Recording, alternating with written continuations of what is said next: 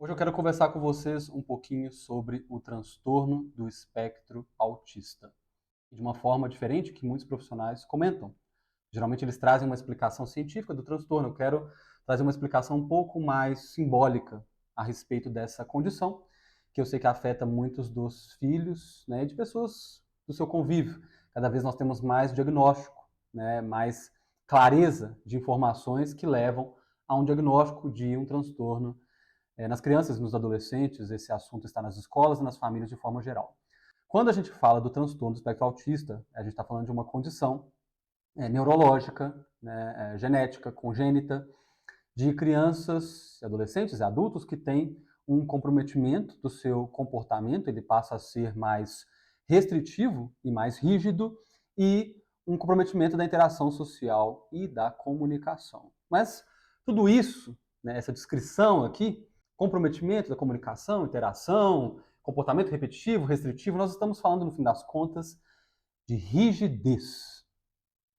Eu quero que você olhe a pessoa autista a partir desse vídeo e enxergue nela rigidez, certo? Nós temos essas duas qualidades presentes na vida humana: flexibilidade e rigidez. E o autista, ele é radicalmente rígido, certo? Tanto que a gente fala que o autismo, ele é um traço que está, de alguma forma, presente em toda a população, só que mais diluído, né? A presença de um transtorno é quando esse traço ele é muito exacerbado e torna a vida dessa pessoa mais disfuncional. Então nós temos uma régua onde as pessoas comuns, pessoas típicas, né, neurotípicas, elas podem variar entre mais rígidas e mais flexíveis. E quando esse traço de rigidez ele é muito radical, ele é muito determinante sobre as formas de interpretação de mundo e de resposta emocional de um indivíduo, ele tende a ser diagnosticado dentro do transtorno do espectro autista, certo? Então eu quero que vocês comecem a pensar comportamento humano a partir dessa visão do que é uma faixa que é considerado um desenvolvimento e um comportamento típico, e o que extrapola, que a gente pode considerar atípico, anormal ou disfuncional, certo? E é assim que a gente categoriza comportamento humano, né? Não só para transtornos. Quando você pensa, né, na polarização básica, né, homem, mulher, força masculina, força feminina, você está pensando em antagonismos, certo? E quando a gente abre essas gavetas, a gente continua tendo polaridades. Então, quando você pega mulheres, por exemplo, uma mulher pode ter um comportamento tipicamente mais passivo, mais flexível, mais compreensivo, mais doce, ou um comportamento mais autoritário, mais dominador, que a gente classifica simbolicamente como masculino. Então você tem uma categoria masculina e feminina, e dentro de uma categoria você pode ter uma subcategoria, percebe? E com o autismo funciona da mesma maneira, camadas dentro de camadas. E isso é pouquíssimo comentado pelos profissionais que lidam com transtornos, porque eles têm uma formação muito especializada, muito clínica, e pouca compreensão simbólica, filosófica, antropológica a respeito de ser humano. E eu tenho obtido bastante sucesso tratando pacientes com autismo no consultório, justamente por conseguir olhar neles essa natureza mais profunda, que não é apenas de uma categorização, mas de inúmeras categorizações, e a gente faz um movimento de classificar e depois a gente volta, enxerga esse indivíduo como um todo, e a gente consegue ser muito mais assertivo para desenvolver todas as potencialidades dele, certo? Então, dentro do autismo, eu quero que vocês comecem a pensar comigo aqui pelo menos 3 diferentes categorias, certo? Nós saímos da régua, entendemos que os autistas estão dentro de um grupo de pessoas marcadas por excesso de rigidez. Vamos olhar agora para este grupo de autistas. Será que existem antagonismos que diferenciam um autista do outro? Sim. O primeiro deles, que é clássico, que está no manual, né, de diagnóstico de transtornos, é a diferença entre uma deficiência intelectual, uma baixa capacidade intelectual e uma superdotação, certo? Nós encontramos entre os autistas esses traços antagônicos, aquele que tem altas habilidades, que tem um QI mais elevado do que a média populacional, e aquele que tem um atraso de desenvolvimento cognitivo e intelectual, certo? Um outro aspecto muito que a gente observa muito no consultório é a questão da agressividade e da passividade. Tem autistas que, no momento de uma crise, no momento de uma dificuldade de se inteirar, de se.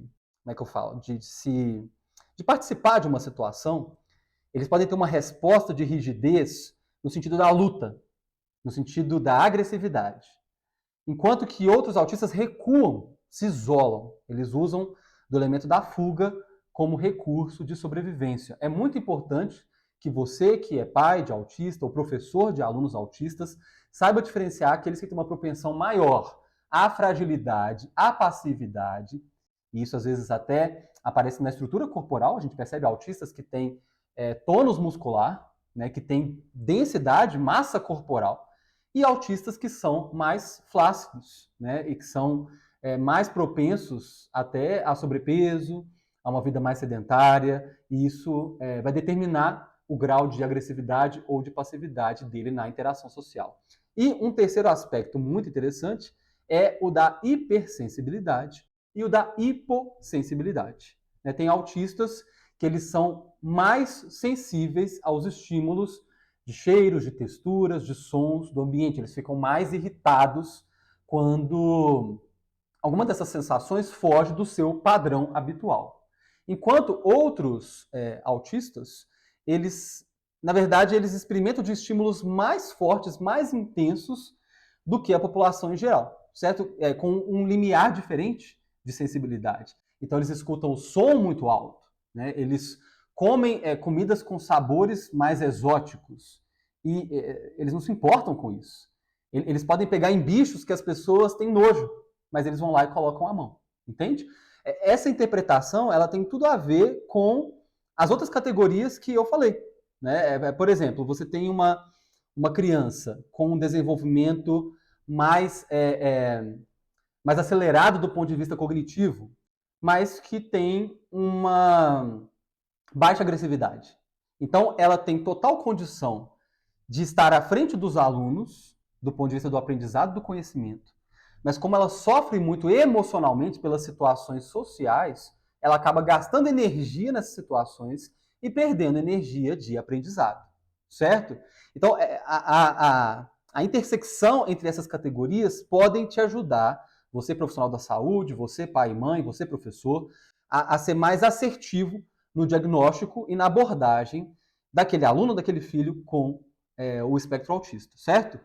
E o fato desse traço ser mais ou menos categórico na criança, no adolescente, também depende.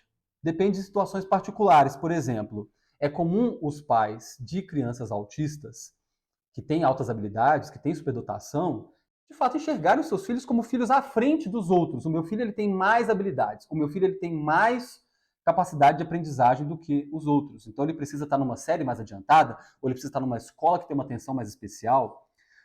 Mas lembre-se, a questão da interação socioemocional, ela também é uma habilidade.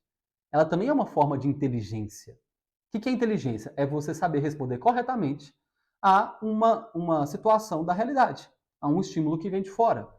O seu filho ele pode ter altíssimas habilidades para responder questões de matemática, de inglês, de geografia, mas ele não sabe dosar as suas emoções quando ele é frustrado, quando ele é irritado, quando você dá um comando de autoridade para ele.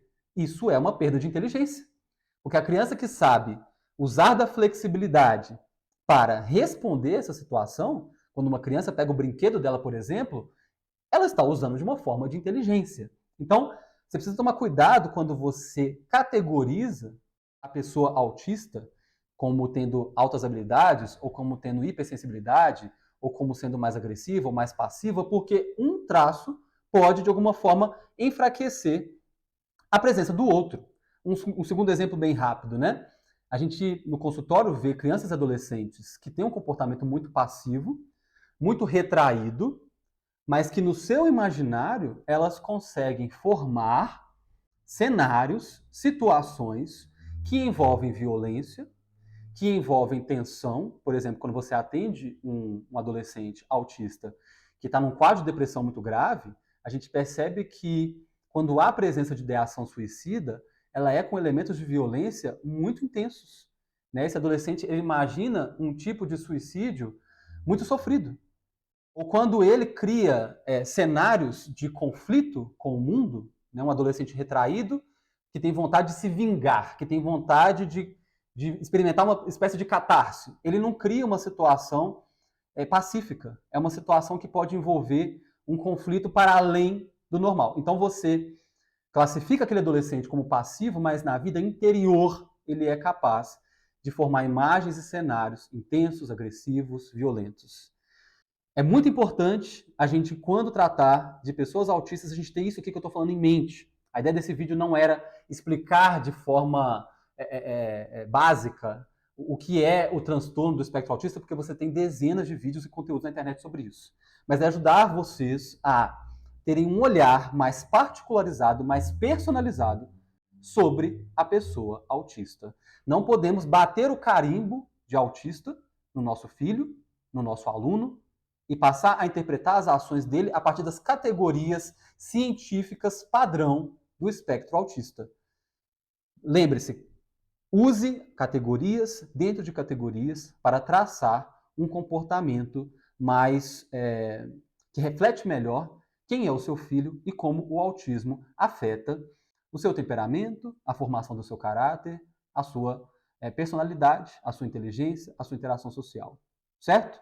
Espero que esse vídeo tenha contribuído para você compreender um pouco mais sobre o espectro autista. Curta, compartilhe com as pessoas do seu convívio. Tenho certeza que vai ser muito útil para pais, para educadores, para profissionais da saúde de forma geral. E nos vemos no domingo, certo? É isso, um abraço. Até mais.